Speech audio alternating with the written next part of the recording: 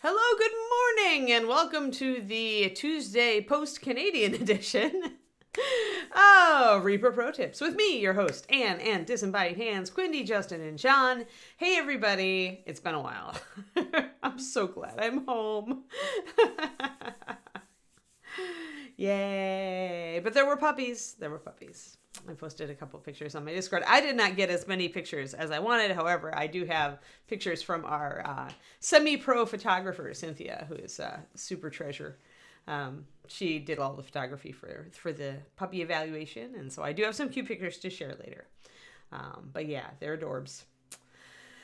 And I got stuck. Obviously, I meant to be back yesterday, but I got stuck in Seattle. They let me out of Canada, but then Alaska Airlines wanted to do flight shenanigans because apparently they've got a lot of issues going on right now, which I didn't realize when I booked the flight. So yeah, so I got stuck. They canceled it. I had to rebook. It was really a pain in the butt. But I'm here now. The puppies were very, very cute. They were all very softy. Like what we call a soft temperament is that very sweet temperament. It doesn't necessarily have a lot of innate confidence, but it's like a super sweet temperament that really loves its people and looks to its people for reassurance. And that's what we saw in this litter, which is they're very sweet puppies. They were super smart puppies. But yeah, so they all went to very, very good homes for them because they had the Belgian Tervuren behind them. So they need homes that will do things with them. So I think that these people are all fantastic. So yeah. Yeah, well, it's a little, it is and it's not, Kerniko, because when you have that softer temperament, you need to work on building confidence in the puppy. And that's work that a lot of people don't want to do. So, it is a little more work, but you get a super sweet dog out of it. That was Leo. Our Leo was like this. And he did take a little bit more work as far as building his confidence in strange situations. But yeah, it's part of being a dog owner, right? If you want a really good dog, put a little bit of work into it. Yeah. Quindy.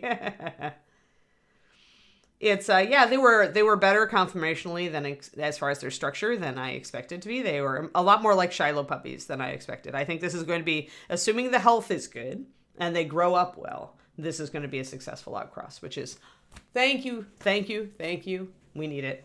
We need it a lot. Competent family, yes. But we can't always assume. Yeah, so Stumpy the dragon still doesn't have a head or legs. I may work on Stumpy anyway, guys, later this week. I may just do like a wing and maybe do some work on a body just to show you guys, it's just kind of how I tackle things like that. But for today, we are going to work on Dude. And I already actually have a clear color concept for Dude. So I'm going to grab a couple of colors right out the gate and figure it out. Let's see here. What do I want to use for my dark?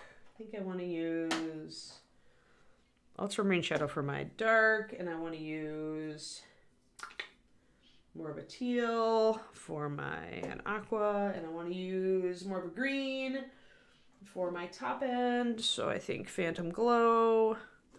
Kind of like thinking the cloth will be kind of a progression here. I'll probably add a little blue to the Surf Aqua. But I want to do a lighter blue shaded with darker blue, highlighted with a green, essentially. But yeah, they were, since you guys are all here, hold on. Let me just disrupt the stream once for puppies, then we'll be done. Puppies.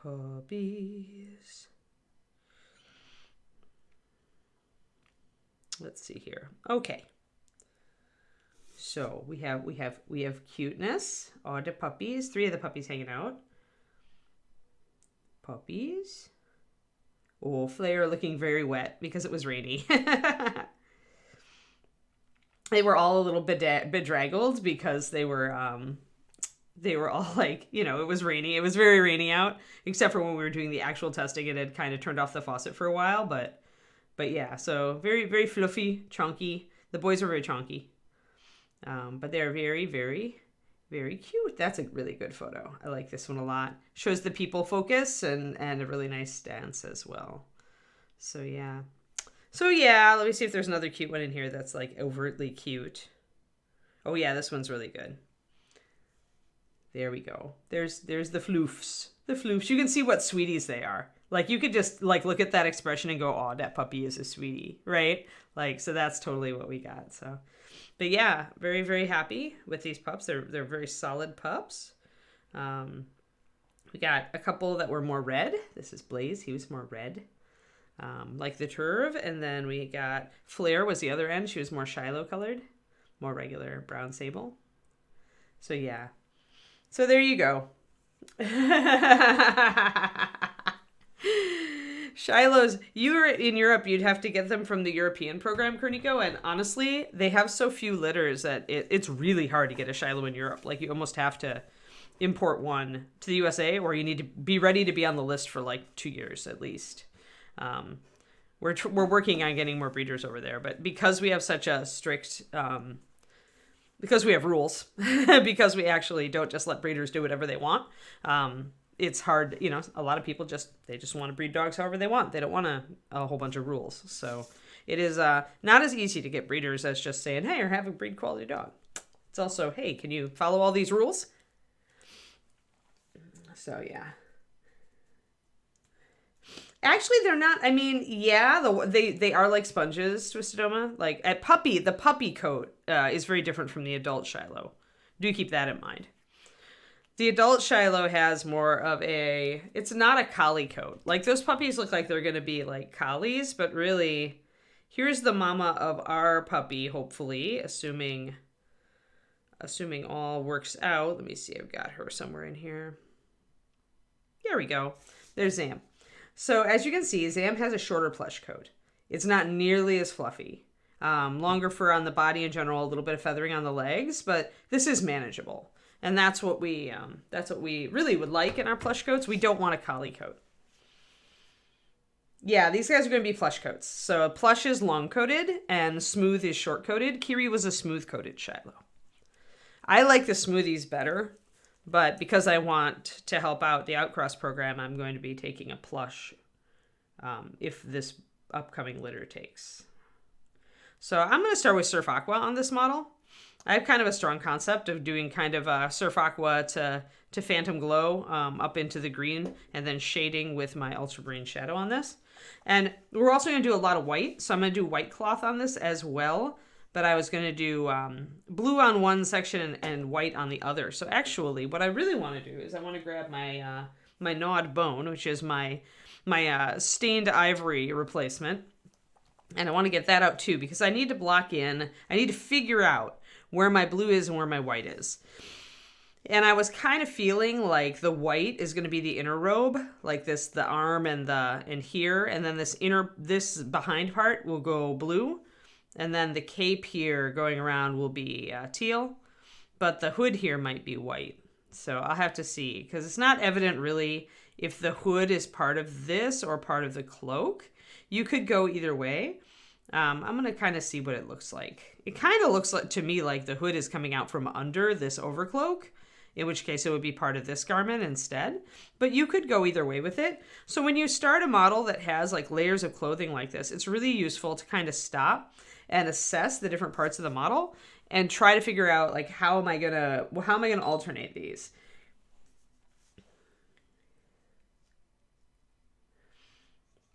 But yeah, thanks everybody. The puppies were really gorgeous. I really enjoyed the temperaments. We were with a Belgian Tervuren. We were not expecting such a soft temperament in these pups, but one of the new puppy owners, actually has had Belgians all her life, and she says that the Showline Tervuren, which is what we used, is much softer dog. Not as high energy and drive, and generally a softer temperament instead of like a hard, like doing all the funky like Schutzen and bite work and stuff like that you see like Malinois doing.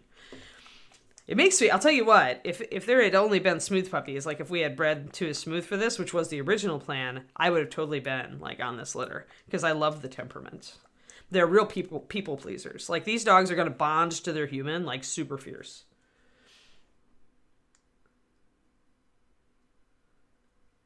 Oh, Desert Stone's fine, Marvel.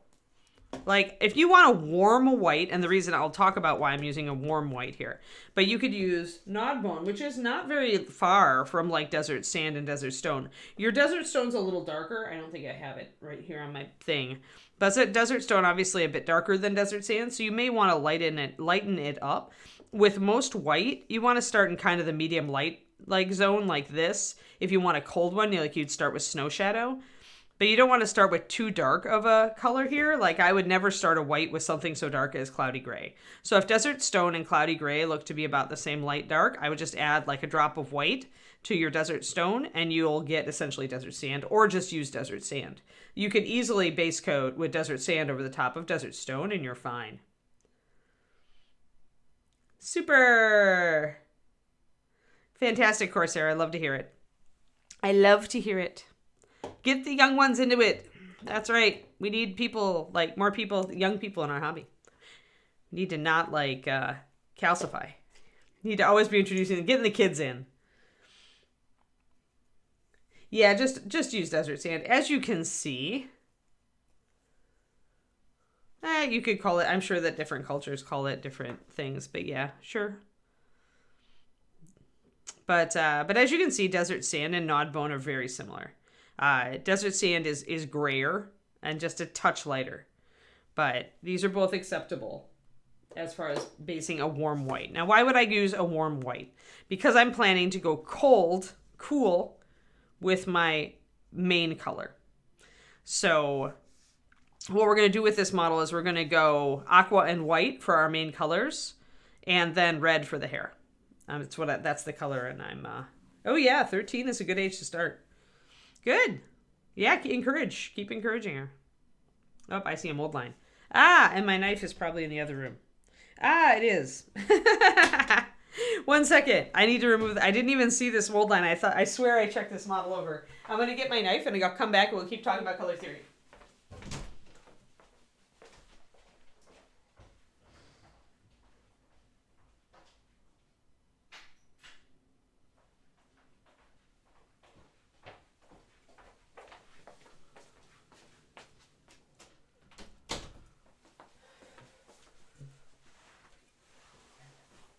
Alrighty. Hey, Miss Imp, thank you for the resub. 28 months. Sweet. Awesome. Yeah, I had my knife in the other room last night because last night I was working on cleaning mold lines off of a resin model and I needed the precision. So we have a little bit of a mold line here on the boot.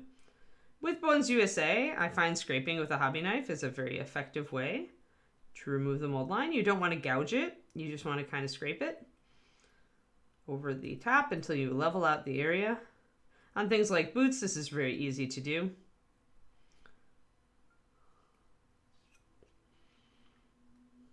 There.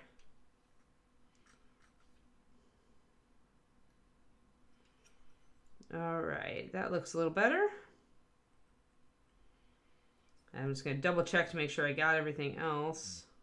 A little bit of a mold line over here. Boop. So yeah, the knife is nice because the tip lets you get into these little creases and stuff and just kind of, again, you're not gouging it.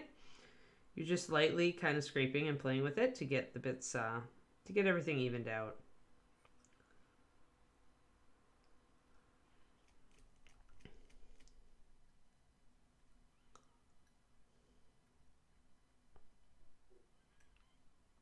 There we go. Excellent. That looks good. Everything else looks pretty good. I don't really see anything up. They're very subtle, the mold lines on this figure. Very, very subtle. Which is, better than a pain. But it means that when you first look over it, you're like, and you don't see them until you see them. There. Okay. There we go. All right.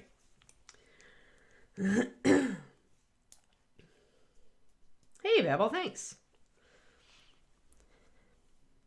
Yeah, I saw the Kickstarter was plugging along.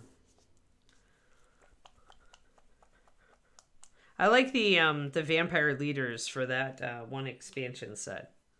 I was showing David those last night.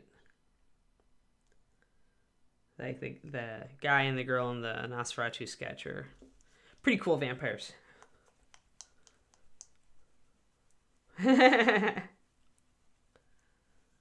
Yeah, I like the vampires a lot.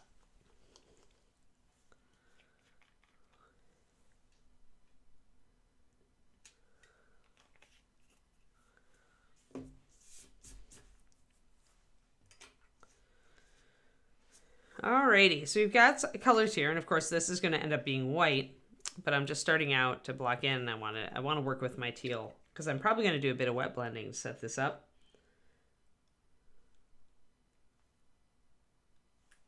I'm going to do 4:1 on my base coat. As usual, I obviously did not prime this model.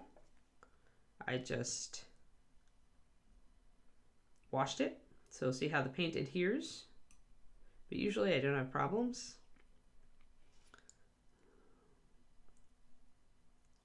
Though my shadow color here is very much not going to be used straight up, so I probably want to drop a little bit of more water in it.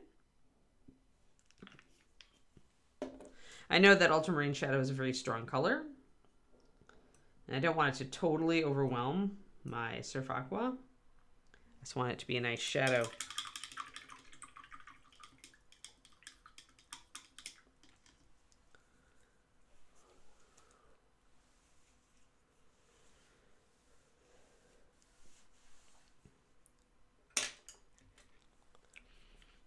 Yeah, it's been a while since we had a giant skeleton, and that one is definitely an improvement on the previous, like, old one.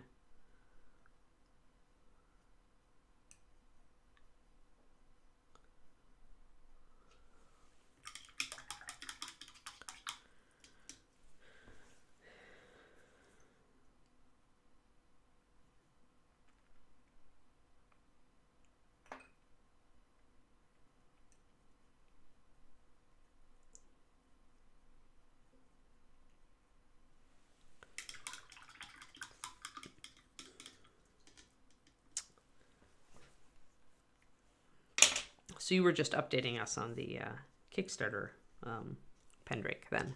That's cool. Alrighty, so blocking in. So first I have to isolate what's what. So this over vestment here is, I think, what I'm going to go white with.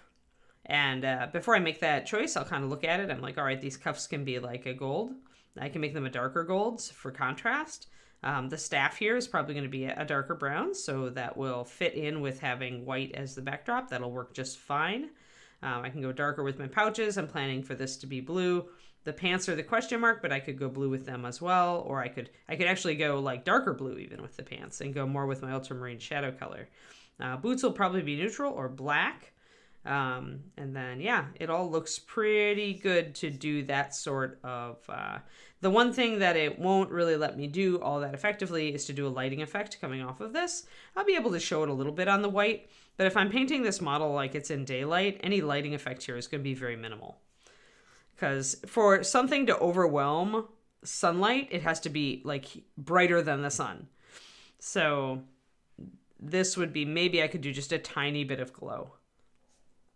So remember that when you're trying to do glow effects, is like the most effective glow effect and the ones that look the best are with the model painted with the model painted darker, as if it's in the a darker environment.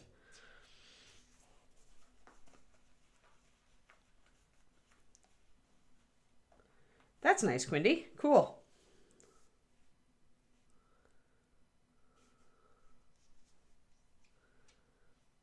Alrighty, so cool. Let us get this white blocked in, and then let's block in our aqua. Let's see if I made my mix a little thin. Sometimes when painting over a model that is not primed, you will need to make your base coat color a little bit thicker. But this is holding up pretty well. Of course, it's showing me another mold line I missed. Thanks. Thanks, paint. Thanks for showing me this mold line. Now I have to stop.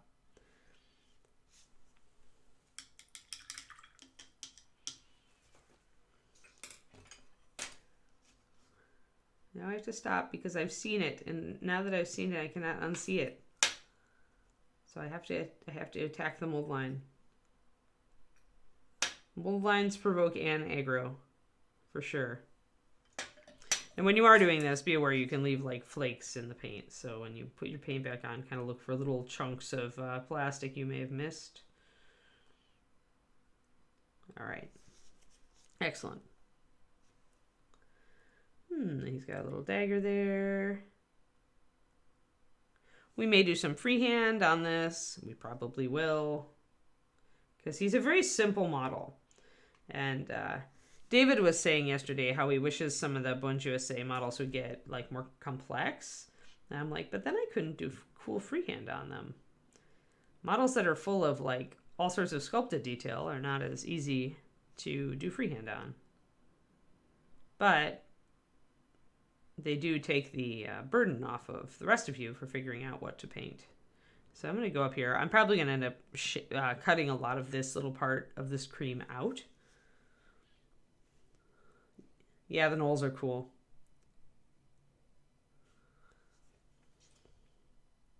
Knolls are always cool, in my opinion.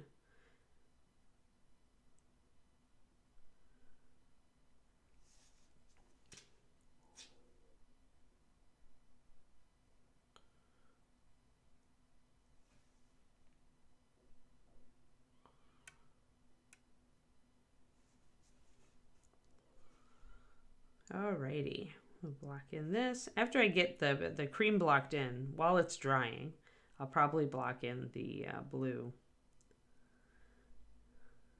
and see if I need to tune it light or dark. But it should be okay because this is like a light to mid color, but it's still darker than this cream. This cream is going to go white, so it is darker than that. So we should be okay as far as light and dark. Then again, it's not like a bad thing. It's not a deal breaker. If you want to paint a model all in light colors, like do it. Just make sure you've got some contrast here and there so that the different parts of the model stand out. Let's see. That all is... I can't tell if that's a belt in there or if it's cloth. I'm going to block it in cloth. When you can't tell, just default. You'll end up lining around these bags anyway, probably, and knock out a lot of this this white that we're putting underneath. But you want something there, so you may as well just put the color there and just work with it later. It's very easy to paint over a cream, so.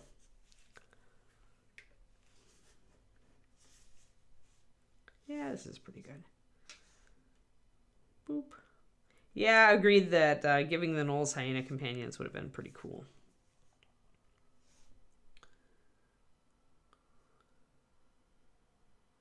I always liked giving my humanoids. I liked that like frost giants use like, you know, winter wolves and hill giants use giant weasels. And, you know, I like it when humanoid races have like animals that they use as guardians or companions. All right, and yeah, I do think that I want that hood to be white. It just seems like it's a slightly different piece than the rest of the cloak here. Then we'll block in our other colors. Boop. So when you're painting with thicker paint, you may find that your brush doesn't keep as good a tip. And this just happens because it's thicker paint. So thicker paint doesn't encourage the brush hairs to stick together, close together, quite as well as thin paint does. It's not that your brush is broken. If you want to test it, then thin some paint more and try it that way. But I often find that my brushes don't keep quite as good of a tip as they are capable of when I am working with thicker paint.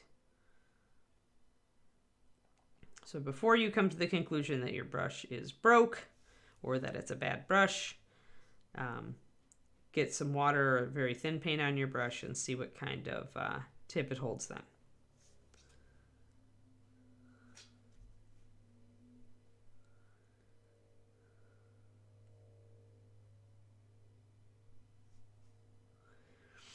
Whether you see science fiction, this Kickstarter Corsair really, really depends on how past science fiction levels have done. I don't know the data on that, but I know like back when I was working for Reaper, the science fiction levels did not do well. So it would not surprise me to not see any future or modern stuff, but I don't know. I haven't been in on the meetings, right? So... the problem is really that Reaper is known for fantasy, and so a lot of people come to Reaper for fantasy, and when they see something else, it doesn't do as well. They're like, well, that's not why I came here.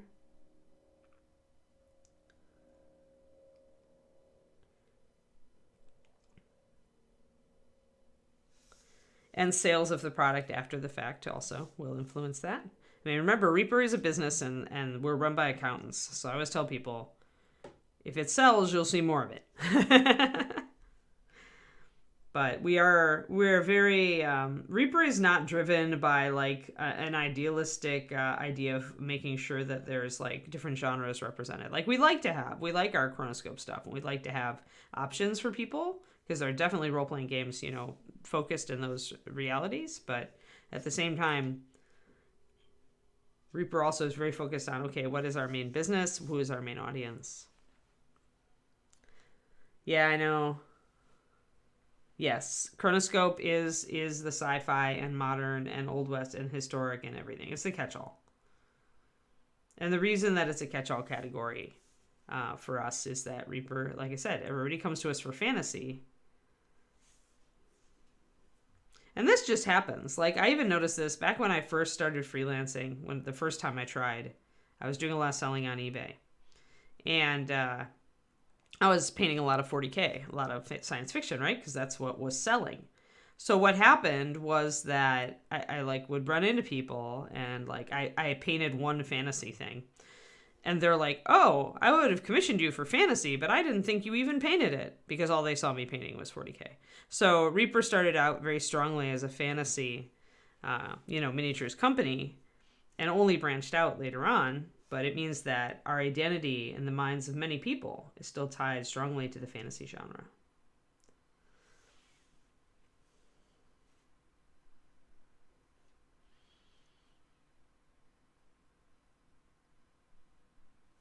Yeah, maybe Saturn.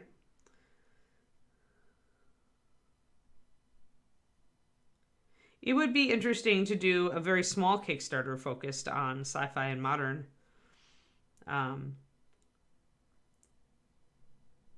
And see what that might do. But I can see why they keep the big Kickstarter focused on fantasy.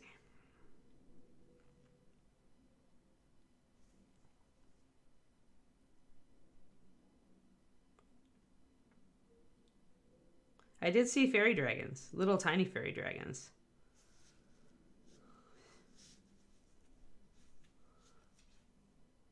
And perhaps a gigantic fey dragon.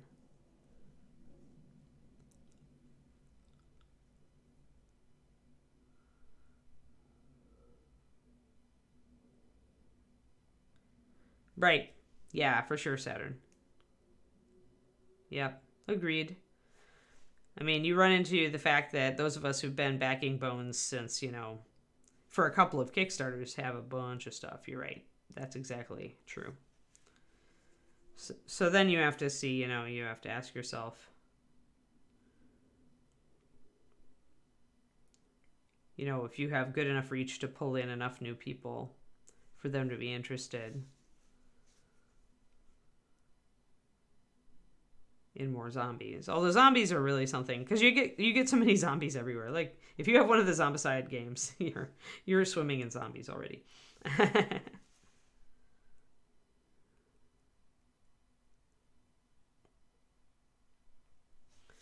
All right, so I've got that blocked in. Now it's time to block in our blue.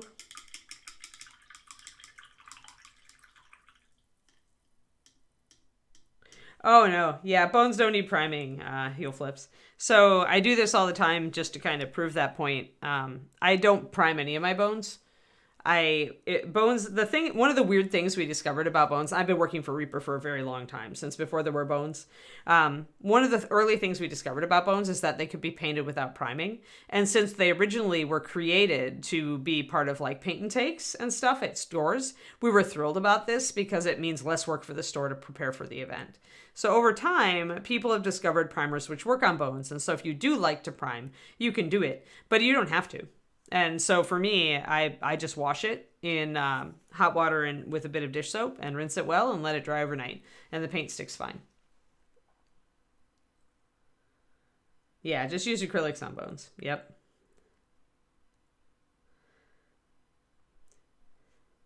Yeah, there's a lot of debate on social media, heel flips, about people priming or not priming bones and whether you should or you shouldn't. So really, it's your mileage may vary. I just never do. It's kind of, I think, one of the cooler things about bones is that you don't have to prime. But I'm very much blocking in on this at this point. And I think I'm gonna take this blue a little darker. I'm gonna put some of my ultramarine shadow into my Surf Aqua. Tone it just a bit darker. I want just a little bit more of a mid color here. That made a pretty blue. Because I felt like the Surf Aqua was just a little bit too bright.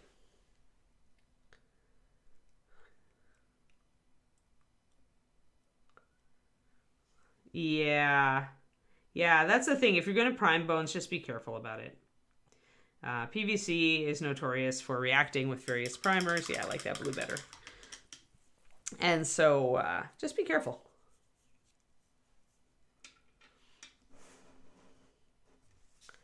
But I just wash them. I don't find it necessary to prime. I had to prime all my other figures, you know, all my resin figures and metal figures and styrene figures. So it's kind of nice not to have to prime something. But all the stuff I do for bones, like, you know, Lizette here. Yeah, I didn't prime her. She's just painted directly on the Bones USA material.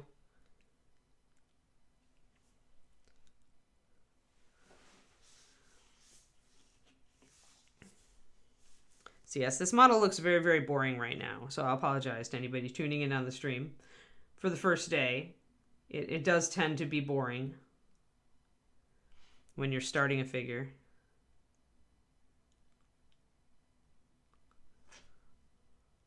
Since you're just base coating and blocking colors. But yeah, the reason that the darker blue looks better is just contrast. The other blue was very light, and I've got this light cream on here, and they were very much in the same kind of shade, which is a level of light and dark. And so it's going to look better the more contrast you do. The more difference you have between your colors. So I'm going to do this one in kind of a, eventually it'll look kind of teal and white and red for the hair. And it's showing up, the blue is showing up lighter on camera, actually. I wonder, that's just going to make it worse. I'll need to bring the palette back in. Boop, boop, boop. There we go. That's more like it.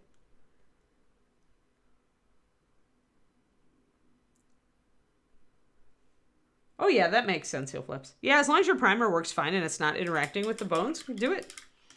But you don't have to. Be aware that you don't have to. As long as you wash them.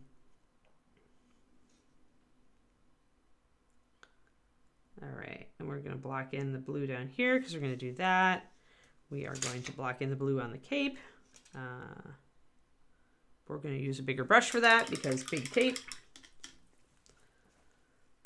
Where is a bigger brush? You are a Reaper 0, you'll be fatter. Yeah, Carl. Pretty much I have a plastic bowl and I just fill it with a bit of hot water and puts a little bit of dish soap, just a drizzle of dish soap in it. Kind of swoosh it around, it makes suds. Put the models in. I usually prep a bunch at a time just because it's efficient. Just kind of swirl them around in the water. Sometimes I'll rub them a little bit, but I don't scrub them. Then just, start running clean water into the bowl and dump out the soapy water until they rinse clean, and then I just leave them to dry overnight. It's a very informal, very non-labor intensive treatment just to get any oils or mold release off of the figure via the dish soap. So yeah, just really, just kind of laid back. Some people scrub, and you can if you want. I just never find it necessary. If you have any minis with really deep recesses, then you might want to take an old toothbrush to it in the soapy water just to make sure that you get down into the crevices. But there are a couple of times, just like in all the miniatures I've painted, it's been just like a very, very few times that I've run into a model that kind of repels my base coat in like a deep area where I just didn't quite get washed well enough. Yep.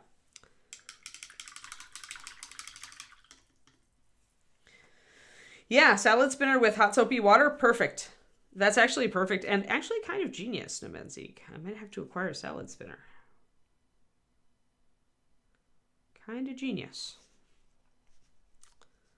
All right, now I want the inside of the cloak. I'm going to start darkening that blue.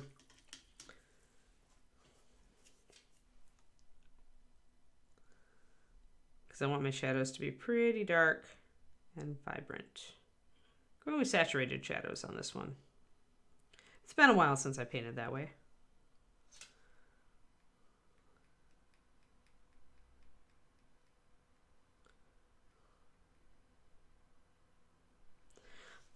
So guys, you remember how like David was all disgruntled with Golden Demon, and he like, you know, was like, I don't like painting tight, you know, because he paints pretty loose. He paints very, very, it's very painterly, very, you know, more art style of miniatures. Well, he started painting a model, a Games Workshop model, with a tight style like I typically do. And last night he's like, wow, this looks really good. And I'm like, I told you it was fun. You didn't listen. So he's enjoying like switching up his painting style, which is really funny. Really amusing. But it looks really good. Like he's doing some cool like gargoyle. He's got it like a vampire gargoyle type guy that he's painting. Alrighty. So yeah, what the lesson of this is even if you think you have a paint style or a way that you really like painting, try to paint the other way. If you're very tight, loosen up your paint style. If you are very loose, try to get tighter and like finer on your detail. It can be fun. It can be fun, and it can it can open your eyes to a whole new way to paint.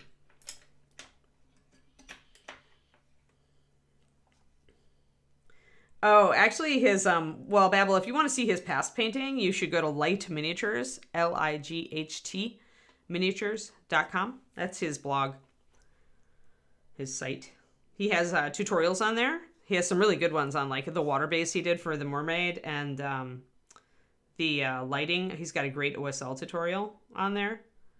But his in progress stuff, he doesn't put on up till he's done. Like he took a lot of photos when he was converting his techless model for Golden Demon. And I hope I'm going to kind of poke at him to get that done, that tutorial done. Cause I think it's a really cool repose sculpt. His stuff's pretty advanced, but it is really cool and inspiring. So encourage you to go take a look. My guy is very talented. But yeah, once he gets, maybe he'll put up, he just started Instagramming. Like at Golden Demon was the first time David like actually started doing Instagram. And he seemed like he might get addicted to it. So maybe I'll encourage him to put work in progress shots up of the vampire that he's working on.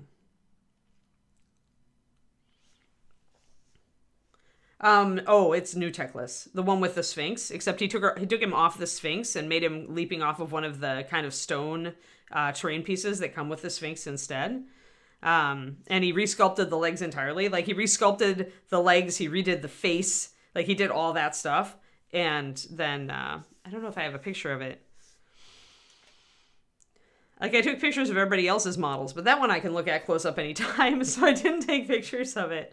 But yeah, it was a big resculpt to put it, he wanted it to look like the new concept art in the book, in the book, the army book. So he resculpted the pose to be like that. So instead of the, if you look at the model, it's just got its legs like down and together, and it's got its sword and its staff up. He switched it to being down. The arms were down, and then he resculpted all the legs like from scratch. Yeah. David's got a really, really charismatic style. It's really, it's very European in a lot of ways, but it's got punch. He's very unique. But I like that he's going back toward tighter painting now, because then he's going to be able to integrate a new factor like that into his painting style. It always, whenever you can be really good at something and you can have an awesome style. This is what I was trying to tell somebody on my Patreon Discord the other day. But your style will change. Like you should never calcify. You should never find your style and then just stop. Always push yourself. Like, because there's all sorts of different ways to paint out there, and yeah, we've got some paint that doesn't want to dry. It's all different ways to paint out there, and so don't limit yourself. play around. You might find a whole new style you like. Like even the best, like Picasso, his style changed immensely throughout his life. I'm going to put a darker blue. I kind of did just kind of a mix of the ultramarine shadow with a little bit of my standard blue here to get this darker blue, just for the legs.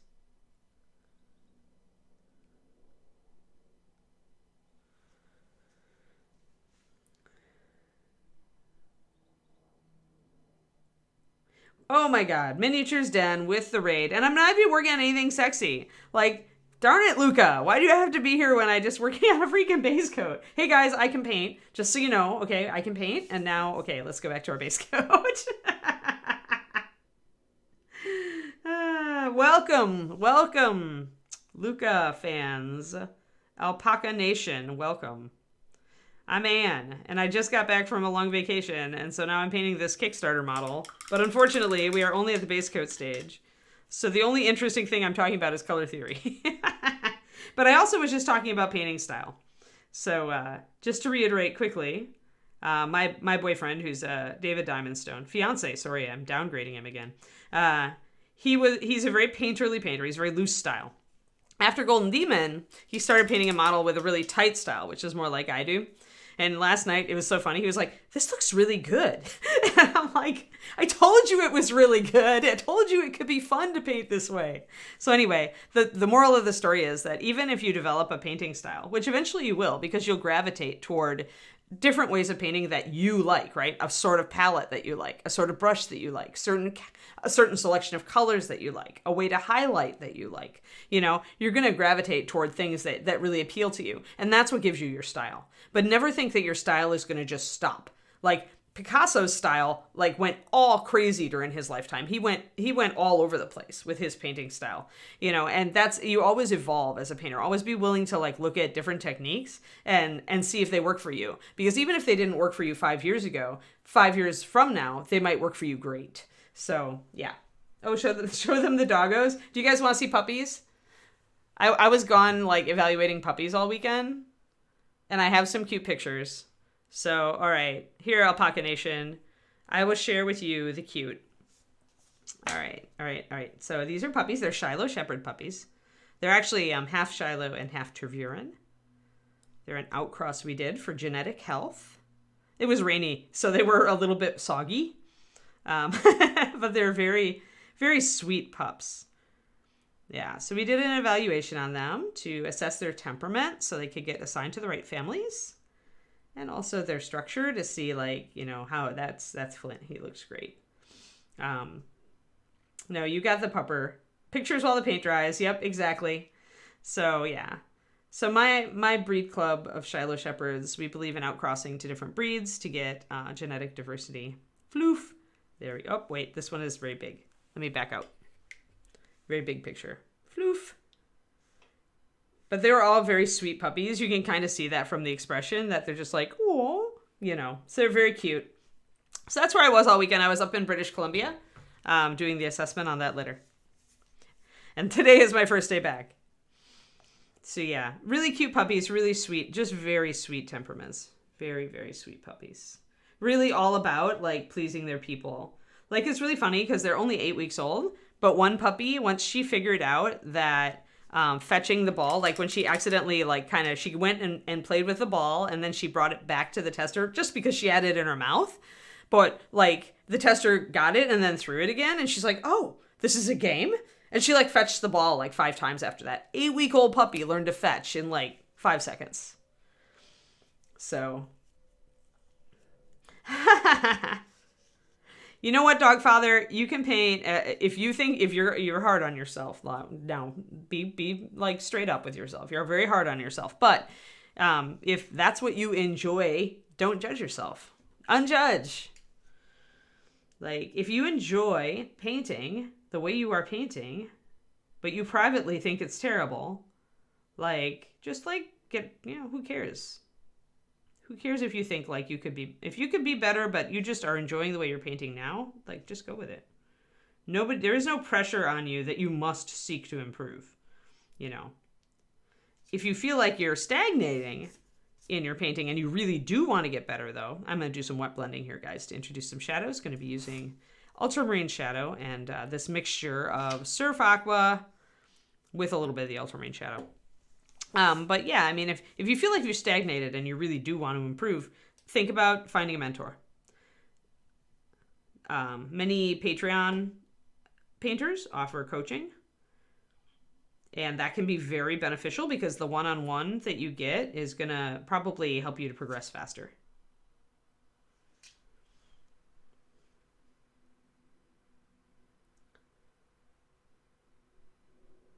Yeah, you could totally do the comic book style, cel-shaded style on it, the Borderlands style.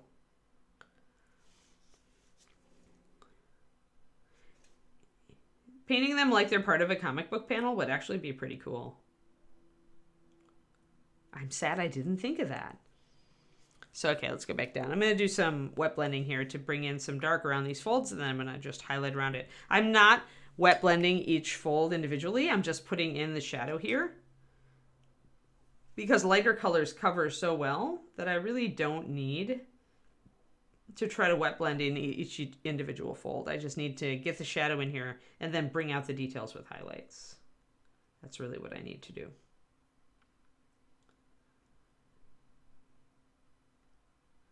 But if I want a more seamless transition, I can do wet blending, kind of a spot wet blend, which means very small area, to kind of just bring this in, give me a little bit of a starting blend off the mark, and then working to smooth out that blend is very easy once you have the start of it.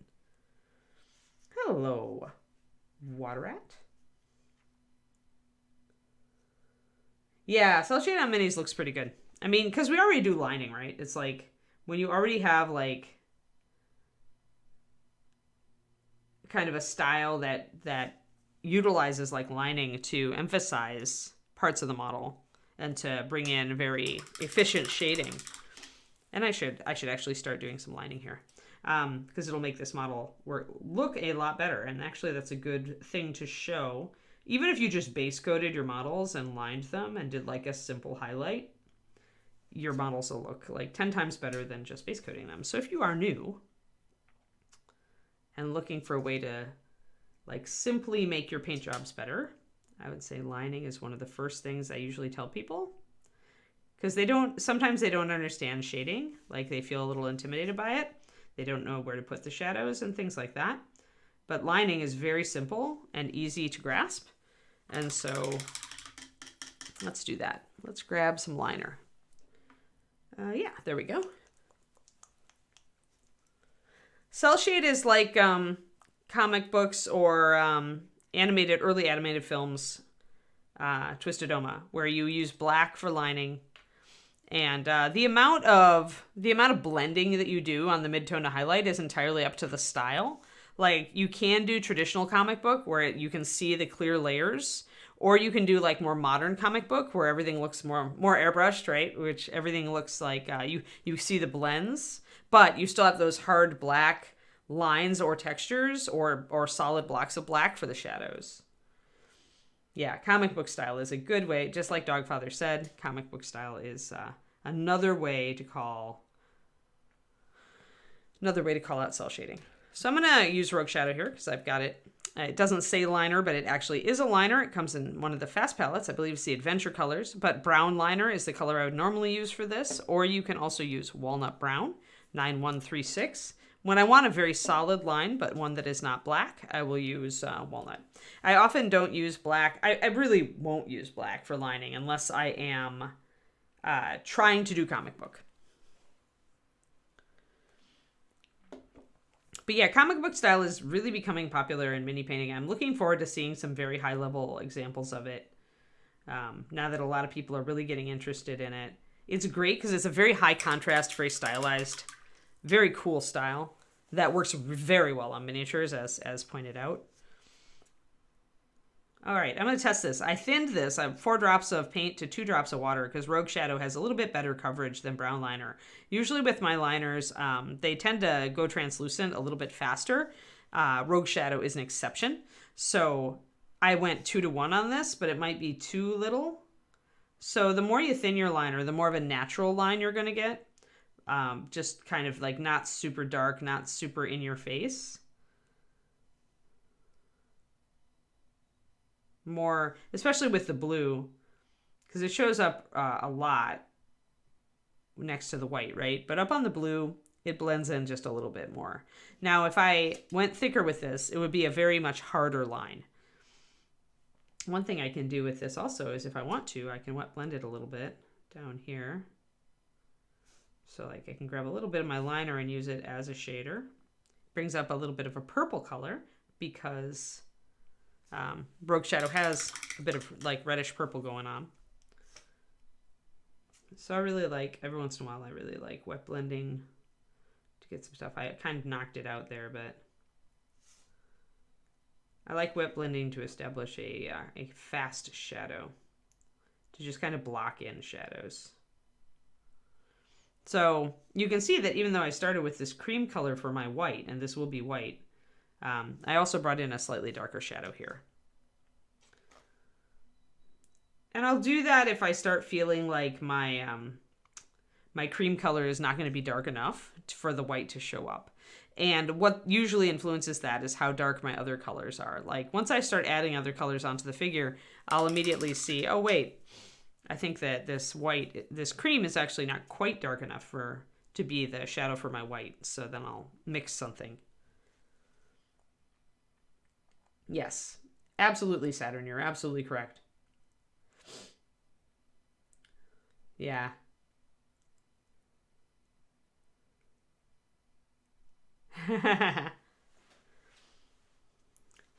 Yeah, David painted Iron Man for one of the painting contests that was supposed to be at Adepticon, but they had canceled. The company didn't come this year. So hopefully they'll come next year and he can enter his Iron Man. He's pretty cool. I could totally steal the Iron Man out of the other room and show you guys, but I don't want to get too distracted on this stream. Maybe I'll grab it and show you tomorrow. I usually like to get David's permission, though, before I show anything. It's easier when he's home, but he's definitely at work today. Today is the first day where everybody is expected to be in the office. So he's like, we'll see how chaotic this is.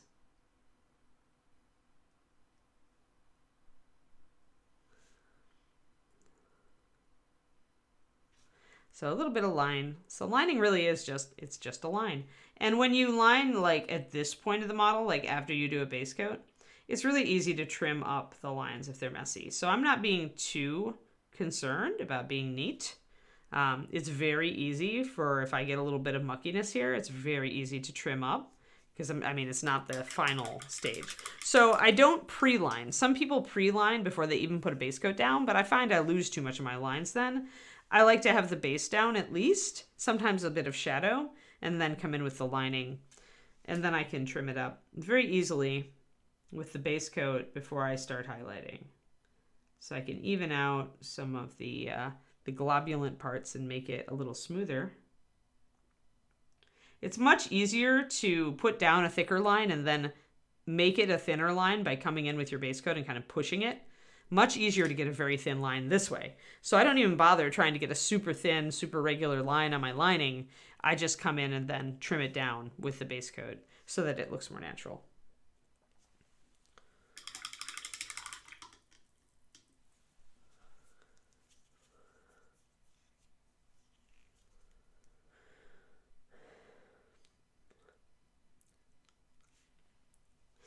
Yes, yellow always, some people start with pink. And it's totally fair because when you put yellow over pink, it turns orange, so you get a natural shadow. I just start with orange-brown or a mixture of yellow oxide or yellow ochre and orange-brown. Like, I just start with that as a base. I think that it's no different than starting with the pink, but the pink you must cover over to get your orange color, whereas if you just painted orange, you can just keep that in the shadows. So either way works. I just usually tell people, because orange browns and yellow ochres cover so very well, I just tend to tell people to base coat with that on yellow. And the yellow should come up, be able to be layered up over the top of that pretty easily. No, they just figured out how to do it. They figured out, with Imperial Fists, they figured out they need to start darker. I wonder if I saved that model from Golden Demon. I think they were an Imperial Fist squad. They were yellow. There was a Terminator squad. But it was very evident that they had been started darker. Which I think is the way to go on yellow.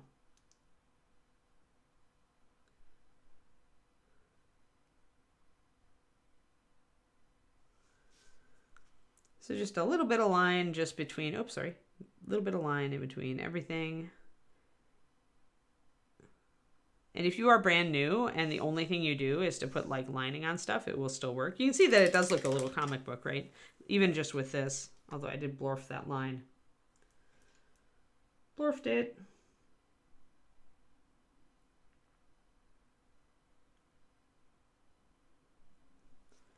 So now I have to thin it down for going in the other direction. I'm going to put the gold on as well, so we can start getting rid of, speaking of. Let's see. Where is a nice, you can start any like kind of yellowy brown for your NMM. I start with uniform brown. I'll even start, sometimes I haven't done this for a while, but maybe we'll do it today. We'll use shield brown instead of, usually I've been using rich leather, but shield brown is totally acceptable. Any kind of golden brown that's kind of medium dark is a good start for NMM gold.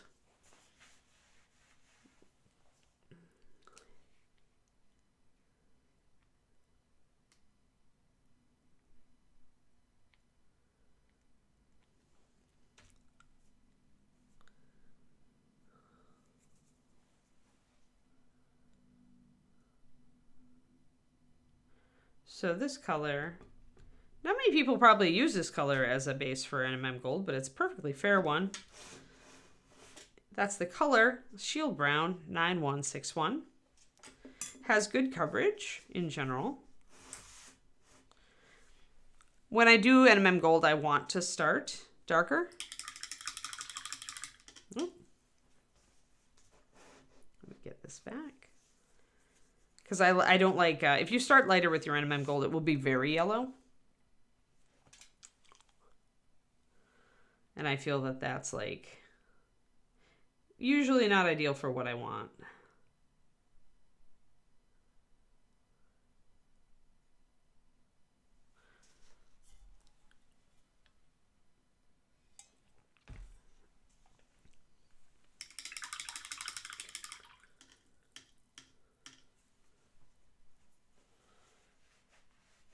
Oh no, Valentar. See, if you wanted buttery yellow, that's NMM gold. NMM gold highlight is a buttery yellow. Or add white to lantern yellow, you'll get a buttery yellow. But that's really funny. I read Elric a long time ago, but I don't remember the yellow.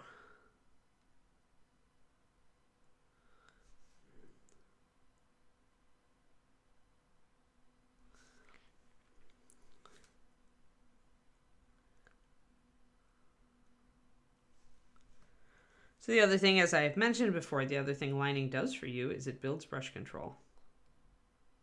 So when you're trying to paint these thin lines, if you do a lot of lining, your brush control is actually going to increase faster than if you're just like base coating and, you know, doing other things with painting like washes and dry brushing.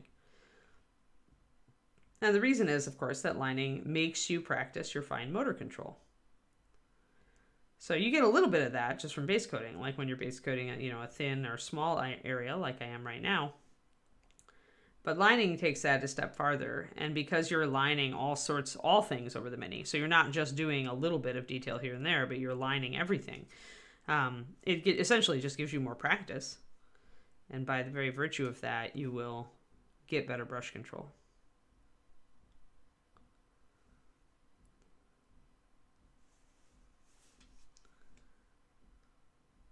So let's try to get this little kind of part here, around here, figured out. He has a gemstone here, but I'm going to do the gold first. So when you have a gemstone inside of a thin gold rim or silver rim or whatever, metal, I just paint the whole thing gold. And then I will fill in the gemstone in a dark color, and that will just leave the thin gold rim. It's just much easier than trying to paint a thin line of gold around a gemstone. So you leave the painting of the actual gemstone till the very end.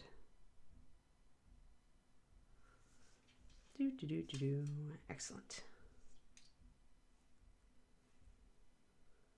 Right. Yep, a lot of people who like to, and they're missing out there because if they, and probably they do it because they find lining to be difficult, right? So, fair. But you're missing out if you want to get better at painting details. Lining is kind of one of the simplest things you can do to get better. They'll get there maybe eventually as long as they keep trying to paint details. But it'll take longer. So that's why I always say, like, if you want to increase your brush control as fast as you can, line a lot. You'll get better and better at it. Your control will get better and better. You'll get more and more used to working with slightly thinner paint. And all of these things will assist you in painting fine details, including eyeballs.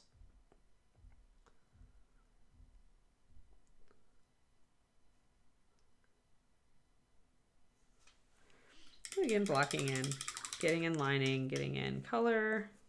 My gold is at this point almost the darkest color on the model, except for the more dark blue, but it really is reading as one of the darker colors, which is intentional. I knew I was going light with my blue and my cream, so I knew that I could go dark with my gold and it would essentially serve to outline all of those light areas. So that's intentional. Uh-huh.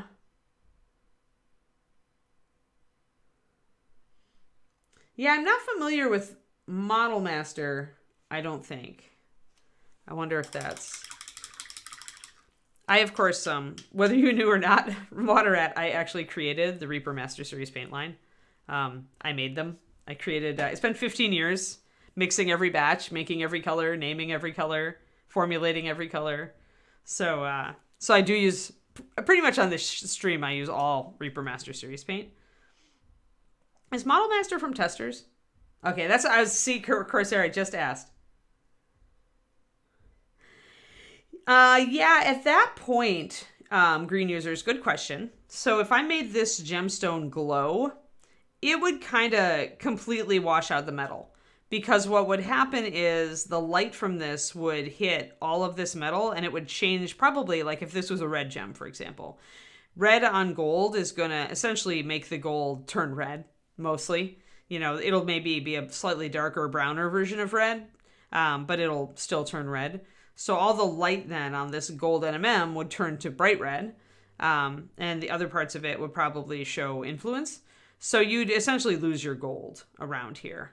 You'd end up painting it more like red NMM, and you'd have to kind of think about how to represent that. Yeah, sorry, shield brown. Whoever asked. Yeah, it's just shield brown. My rich leather's in the other room, and shield is a perfectly okay base for NMM gold. So I realized I hadn't used it in a very, very long time, so I thought I would use it today. But yeah, it would also mean that if this was glowing, the shadows in these creases would be different, and this blue would turn purple, for example, if this was a red gem.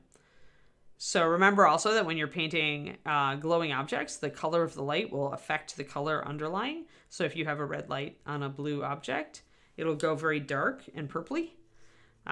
Technically, blue light on a red object will completely, it'll turn it black, actually. But when you've got also natural daylight in the, if your model is painted as if it's in a more or less natural daylight, you might just see a little color shift here. Non-metallic metal, Saturn Justice. I would use a line.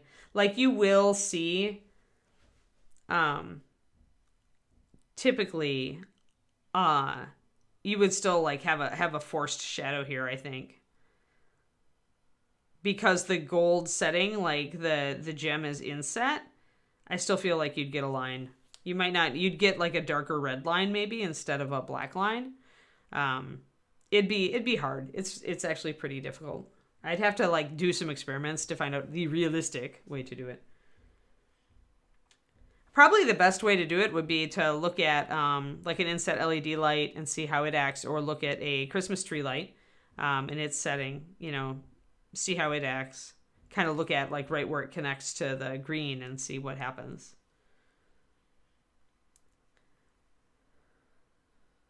It depends on how much you push the yellow on it, Valandar.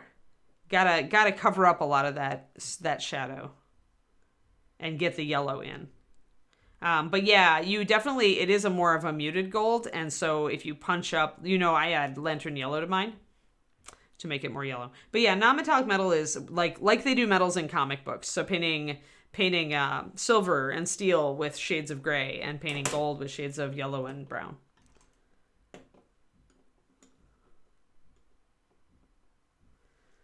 Yeah. But yeah, totally Valandar, what I do is I add a little, because I like my gold a little more yellow most times, depending on the other colors I'm using. But I will add a drop of lantern yellow into the base and highlight, and even into the shadow if I feel like it.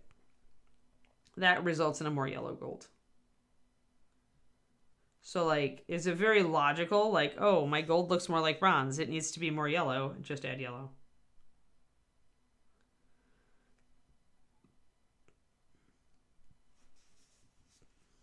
Yeah, I don't know if I want this gem to be glowing up here around his face.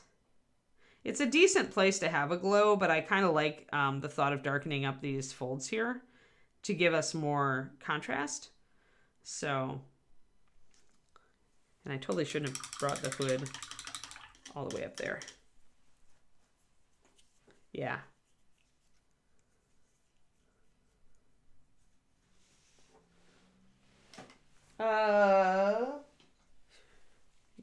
You mean this guy, Valandar? This guy? No, a different guy? Oh, Warforged. Not a bronze column. Oh, from the core set. Got it. Got it. Understood. Let's see here. I feel like this actually should be blue. I feel like the hood only comes out back here. Sometimes you like paint something in, and then when you get a closer look at it, you're just like, oh, actually no, this would not be part of the hood. This would be part of, as Pendrake pointed out, part of the mantle.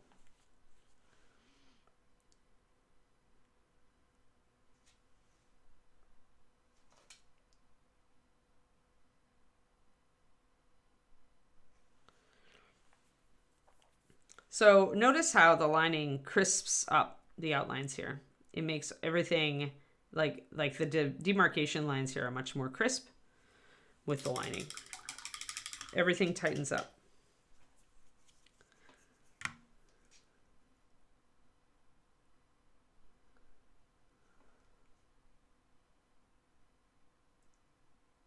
I'm going to shadow pretty dark in there. Just going to put the lining in. Whenever there's a really deep, narrow shadow, you aren't going to get a lot of light in there. So you may as well just fill it in with liner.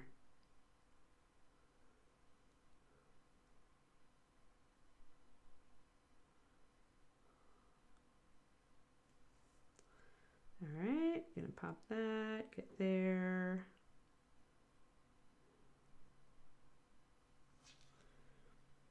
More hard lines. Again, you see how that is crisping up all of the detail edges here.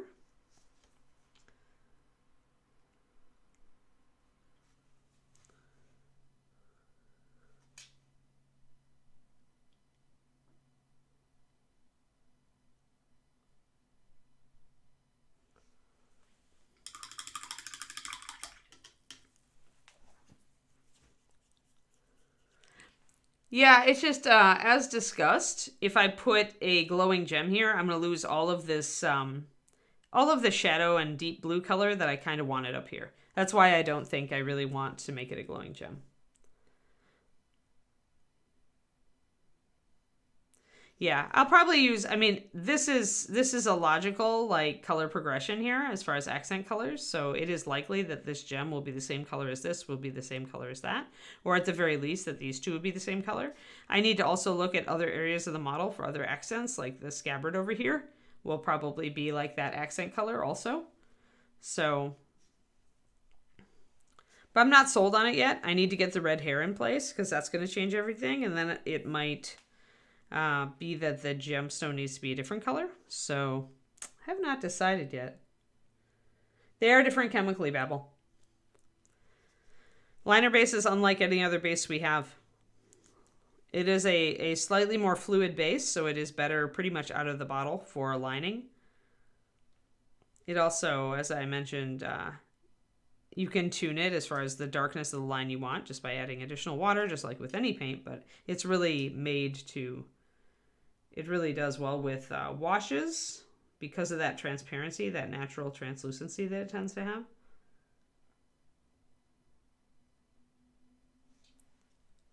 So the heavier and darker of a line you make, the more cartoony it gets, see?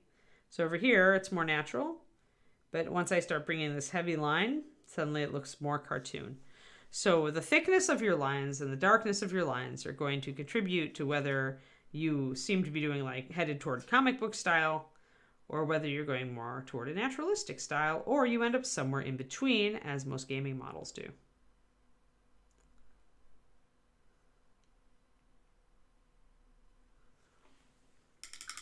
So that deep shadow inside the cuff there then separates that arm from the staff very nicely. I hadn't thought about using the sepia liner as a primer, but you totally could.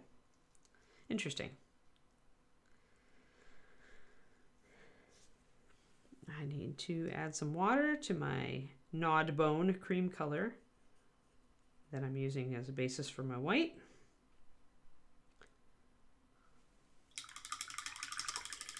Thanks, Shadow Raven. I'm glad to see you again. We will see you around. Have fun with your food. I am looking forward to my food also. Got a bit heavy with my shadow here, so I'm just bringing in some paint to lighten things up. Still keep a little bit of it. You can see that little bit of shadow that I'm keeping.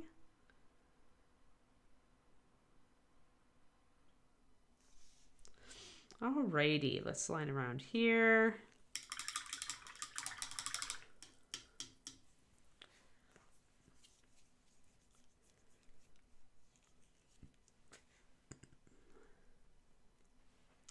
Yeah, I like my liners. Always have. They're just very interesting, unusual paints. And of course, you can't use them as regular paint. You just need to use them a bit thicker. Usually what I'll do, though, is to bring out their color, I'll add white to them. And then I'll paint with that. The white adds coverage.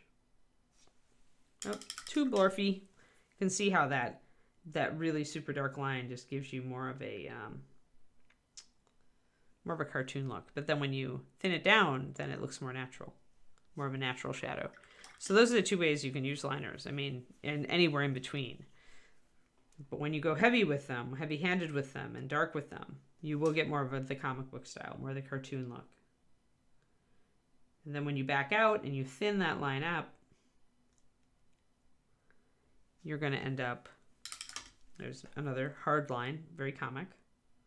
But then if I thin it down with some water, it becomes much more natural, much more of a natural shadow. So,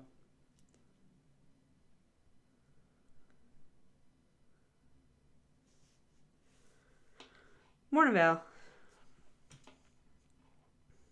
We are lining an elf. I still do not have Stumpy the Dragon's extra parts. But maybe I will, maybe I'll work out on a wing later this week, because I do have both wings. The wings are pretty. They have good detail. Or maybe I will work on the body, because I have kind of a weird color idea I want to try. And the dragon would be a good test for that color idea.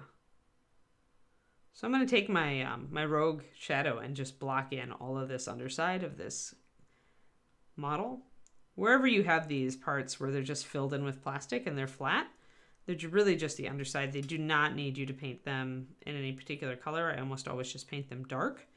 It makes people kind of ignore that they exist. Because they're really just there to provide, you know, because the mold has to do something. So kind of a fill mold artifact. And I will fill them in dark. It's a bit of a connection point here where the staff connects, as you can see. I could excavate that with my knife.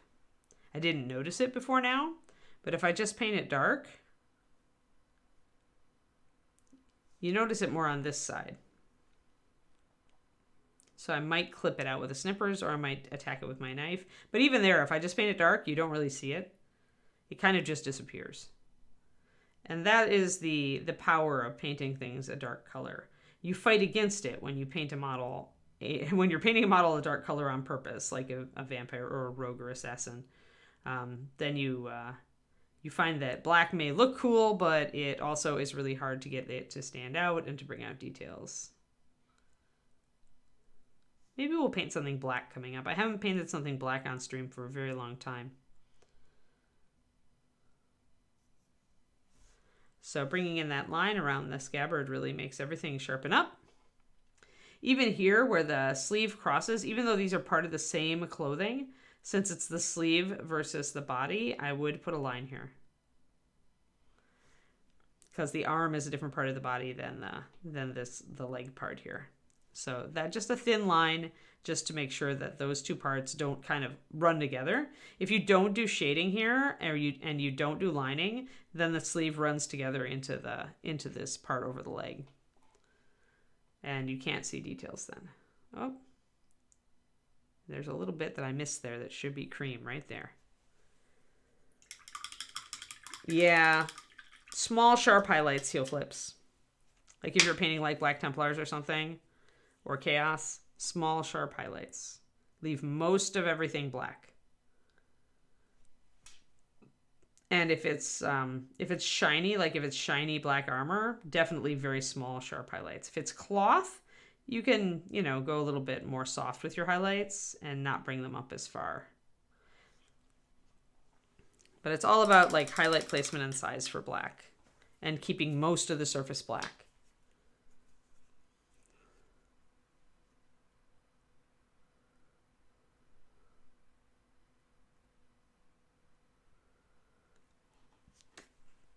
Yeah. Yeah, it is a huge change.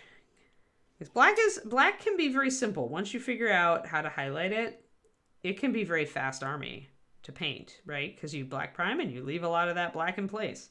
You don't really need to shade or to base coat because it's all black. So all you have to do is highlight. Once you get a system for your highlights, you can go pretty fast.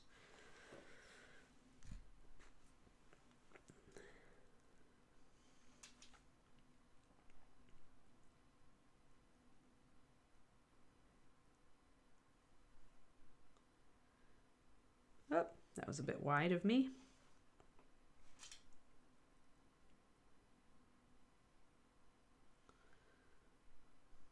Again, that shadow color of the rogue liner mixed with the cream color, which is gnawed bone from the fast palettes. But you could use stained ivory if you have the old stained ivory that got canceled, 9142, or any like dark yellowy cream color. Creamy ivory is a little bit too light. Yellowed bone is a little bit too light. You need to add in some shadows on that.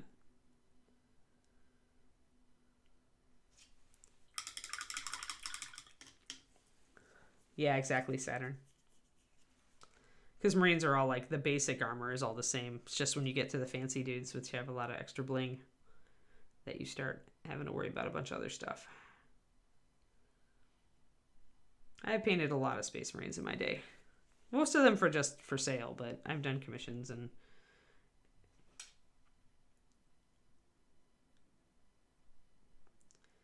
Generally, my favorite color of Space Marines to paint are either Space Wolves or Salamanders. I think blue-gray is just so easy to highlight and shade, and it looks really good on, Space Wolves. And then I always enjoyed painting greens with bright yellow highlights, so Salamanders are pretty cool in my book.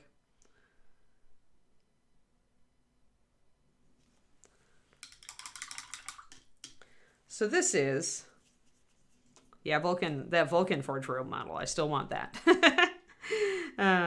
So this is an example of using a very softer line. So here I have a very, very soft line.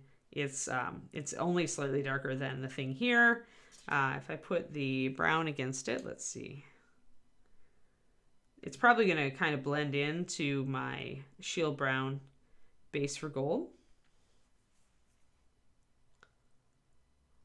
But it's actually still a little bit, see, it's just a very slight shadow. So that's a much more natural look. But it can also go too far on small miniatures. Like I find that on 28 mil, you want to overemphasize your shadows and highlights because these minis are so small. As you progress upward and you start working on 54 or 72 millimeter models, or even busts, especially with busts, that's when you can go for the natural shadow a lot more and it looks fine. Oh. Yeah, Salamanders would be Dalmatian Salamanders. Salamanders are like kind of an emerald green. They start dark, but they go very yellowy, and then they've got the red and orange like fire patterns, or orange yellow, depending on who's painting them. And they often have like scaly kind of dragon hide accoutrements as well, because their icon is a salamander's head, and that looks like very much like a dragon head. Their chapter symbol, if you will. So I always liked painting them. I always felt the green was really good looking with the red orange. It would be David's least favorite army since he hates painting green. He likes, I hate to say this, man, I hate to admit this. My fiance really likes painting ultramarines. He's painting an ultramarine right now. I'm just like, garg. Why the vanilla? It's the old Games Workshop part of Anne. It's just like, can I stay with this guy? Yeah, I have no reason. Yeah, that's my problem right now is I don't have anybody to play with. Like, I could be convinced to dig my Eldar out again, especially because now Eldar are getting new models. Like, they're bringing out new Aspect Warriors finally, years after promised. Thanks, GW. But now I actually would have a reason to, if I could just find people to play with, I'd have a reason to start up my Eldar, because I always wanted to have an Aspect Warriors army because they're all different colors, right? It's fun to paint stuff that are different colors. It's the only kind of army I think I could paint. Yeah, I know, Saturn. That's just it. It's like we always called them vanilla Marines, and they were very much like the.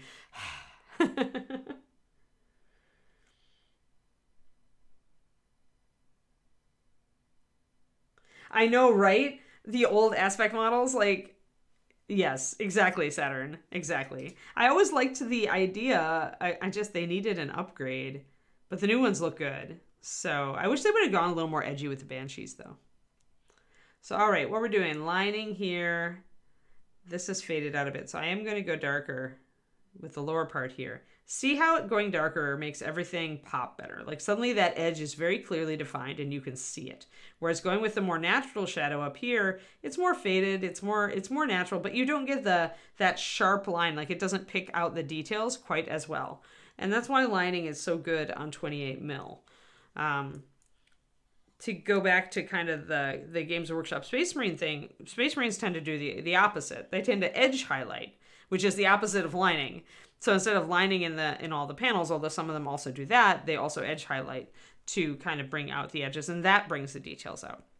So technically you could do either. If you wanted to go with a more natural shadow, you could go with more of a line highlight and you get that stylistic look. But because it's the highlight, if you go with a line, you're sending visual information to the viewer that isn't, it works on armor, but I don't know that it works on cloth. Dogfather, yes, I figured. Oh, Epic. I remember Epic. Was not my kind of thing. I mean, my Patreon is painting big for a reason. I like painting big models, and I cannot lie, because I like doing textures and freehand and all that fun stuff, and big models give me more room to do that. And that, speaking of, hey guys, I've got a Patreon. Many of you are already supporters, and I love you for it. It is my reason for being, and also what enables me to continue doing this stream. Patreon.com/paintingbig. I'm going to be doing, I don't remember what I've got for my $2 thing coming up this month. Somebody requested black hair for $2 levels, so I haven't done 28mm black hair, so I may do that.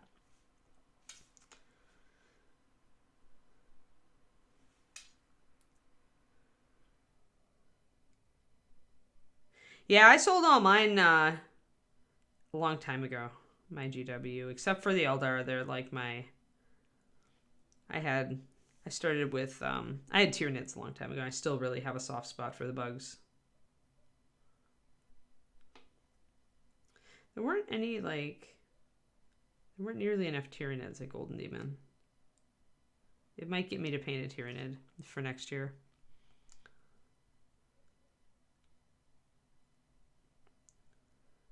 All right, so once again, we've got a little bit of a fill here, like a piece that between the cape and the boot that is kind of just kind of blank. So I'm going to just put a wider line there.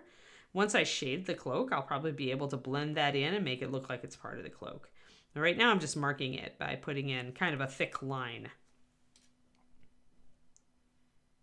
Oh, hey, and it's time.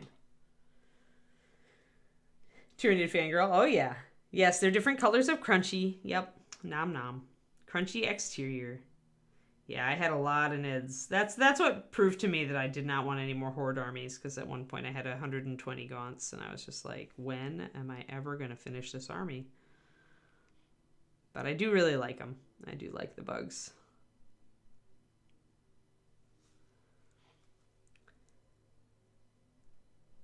There we go. Got some shadows painted in. Look at how much that lining like sharpens up the model, though, considering how like kind of blarfed it looked. Like when I started painting this thing, it looked like anybody, like a beginner was painting it, right? Because it was all over the place. But then as you add in the lining, it really sharpens up all your details and makes things stand out from each other. And suddenly it looks a lot better, even if I just like painted the whole model like just like this, like block painted, it would still look better, right? So that's why if you are a beginner, like get neater at your base coats and start doing lining, because even if you just did that and put one highlight on this model, it would still look great. Like it's really simple, and the lining also will help your brush controls so that it will help you get to the point where you can do things like eyeballs and buckles and stuff. So yeah, I painted a bunch of orcs too. They are fun. I think their vehicles are the most fun in the game.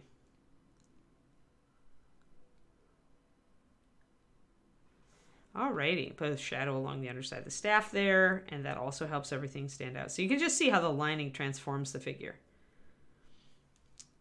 And I'm going to come back here. I'm actually, while I have this blue, I'm going to put it with second. You can see how I need a second coat on the back here.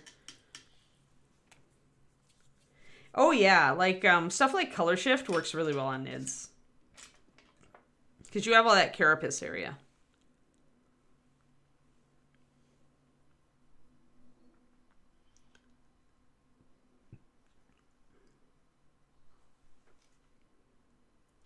Just gonna put a thinned base coat on this. Once you've got a one coat, even if you can see that it's a little bit like see-through, you don't really have to put a thick coat on for your second coat. You can just put a slightly thinned coat on, like 3-to-1, even 2-to-1 if you don't need much, and it'll be enough to give you a nice solid smooth coat. And the smoothness is important at this point, especially for these big cloth areas. You don't want any brush strokes or any clumpiness, so make sure you use a lot of paint, and it's like thin enough to self-level.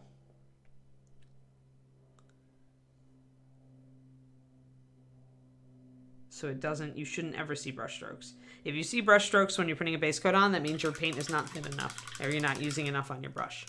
Most of the time it's people not using enough on the brush.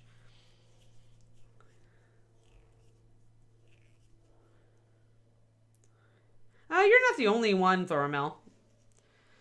It's just a very common way for people to get into the hobby, but the other common way for people to get into the hobby is D&D.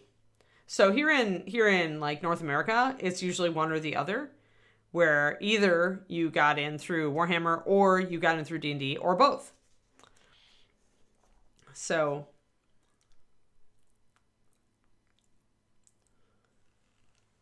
I think that it's totally usual. What's unusual is getting into the hobby when you don't game at all. Like if you don't do miniatures games and you don't do like miniatures board games are now I think another entry level way for people to get into the hobby, because you get a miniatures board game with all these beautiful figures and then you look into painting and you get into it that way. So I guess now there are 3 ways to get in. Right, Flying Monkey, for sure. Yeah, I got in originally through D&D, but then I got into high-level painting through Warhammer because I saw the Golden Demon models and I'm like, "Oh, I could do that. I want to win one of those."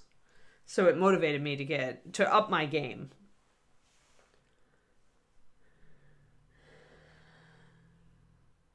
Yeah, good analogy there, Saturn.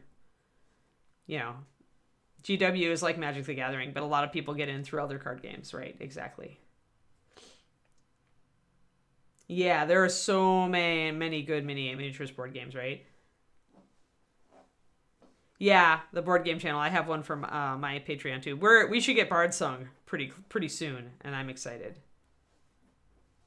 Got into the hobby just for the painting. You don't game. Yeah, see, you're in a more unusual one then, Julia.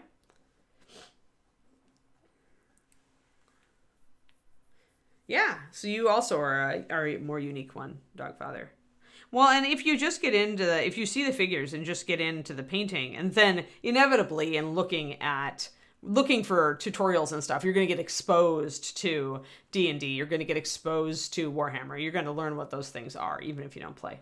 So, Crows, you're funny. Now you're obsessed. Well, good. It's a good obsession to have. This is a fantastic hobby to have because it is so relaxing. All right, guys, it's 5 after. I think we're good. Do we have a crow's nest later this afternoon, Quinny? Oh, yours arrived this weekend, Carrie? Awesome. That means ours should arrive soon.